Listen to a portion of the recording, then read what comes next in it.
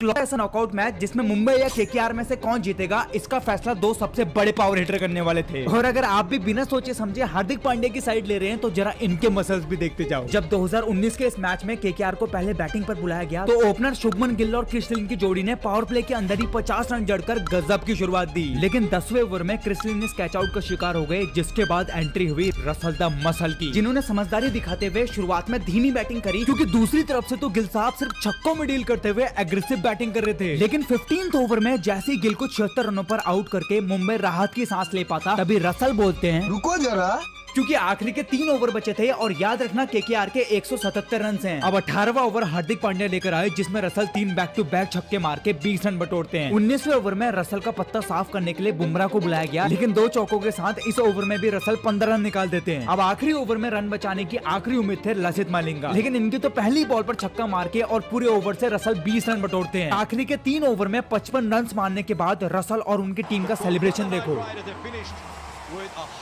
अब under pressure में मुंबई के ओपनर्स 232 का टारगेट चेस करने उतरते हैं, लेकिन इनिंग के दूसरे ही ओवर में डिकॉक बड़े शॉट के चक्कर में रसल के हाथों 0 पर कैच आउट हो गए, जिसके बाद फैंस और मेरी उम्मीद हिटमैन रोहित शर्मा से थी, लेकिन चौथे ओवर में केकेआर उन्हें भी एलबीडब्ल्यू में फंसा लेते हैं। पावर प्ले में सिर्फ 40 रन बनने के बाद अब रसल भी बॉलिंग कराने आ जाते हैं, और किस्मत देखो, इवन लुइस को सिर्फ 15 रन पर ही कॉल्ड बिहाइंड करा के और सूर्य भाऊ को सुपला शॉट के लालच में फंसाकर पूरा ग्राउंड ये मान चुका था कि ये मैच रसल और शाहरुख खान की केकेआर का ही है। लेकिन